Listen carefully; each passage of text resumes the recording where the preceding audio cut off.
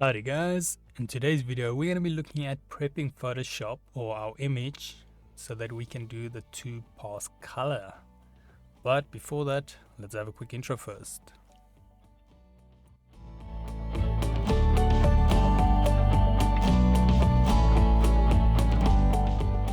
So today's video can be found on softwaretraining.co.za. We make short and easy to watch problem solving videos, and we also have daily updates. Otherwise, we're into Photoshop here. So now, like I mentioned, today we're going to be looking at prepping our image so that we can actually use it for double upping our color. Now there's two main steps we're going to be taking, or that we should be taking, but we will run through both of those. So first of all, this is obviously not one of the steps, but it is a very important part, and that is we want to go open our image. So you want to navigate to where you have your image saved. I'm just going to click there, open it. And then now we have this in Photoshop. Now, sometimes you'll have a little lock here on your layer. It will say background and a little lock. You can just unclick the lock. In my case, it is currently not locked. Now, in order to do this step, I'm just going to quickly activate something. So first thing, we're going to go to Window on top here.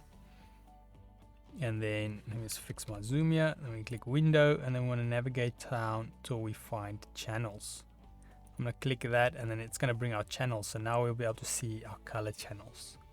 Now your channels might be docked somewhere else. And what you can simply do is, if you want it by your layers, just click on the actual channels icon here. And then you click and drag it onto another area and it will pop it there. Or you can just click and drag it straight to where you want it. So in my case, I'm putting it at the bottom. But currently, as you guys might notice, we have a bit of a problem with our channels, and that is that it is currently an RGB. So if our yellow is low on our printer, we want to adjust that. Currently we only have red, green and blue. So in order to do that, we're first going to go here on top to Image on our main menu. Let me just fix my zoom again. Image, and we're going to go Mode, and then from the drop down menu we're going to select CMYK color.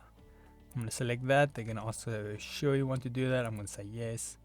And now if we go back to our channels, you can see there we have CMYK or black as well. So no longer RGB. So now you can isolate colors. You just take that eye away. You can see what it looks like without it. See if you want to get an idea of what your printing is going to look like. And yeah, now we have our actual channels, and this becomes important once we start adjusting the color output, that it must be in CMYK. Next up, I'm going back to my layers, and then you could make a backup if you want to, or make a duplicate of this if you wanted a backup, but I'm just going to leave mine as is. And then we want to go through the actual process, and also the saving can sometimes be quite important. But yeah, just a quick recap again. So what we did in this little video, we added a channels. That's from our Windows. And then we went to channels, clicked that, and then added it here to our layers. And then the other step, which was very important, is we went to Image, Mode, and we set it to CMYK. So this is most probably the most important step that you want to do, is the CMYK color mode. And then we are ready to start prepping it. But for prepping, we're going to save that for the next video, so we don't drag out the video too long.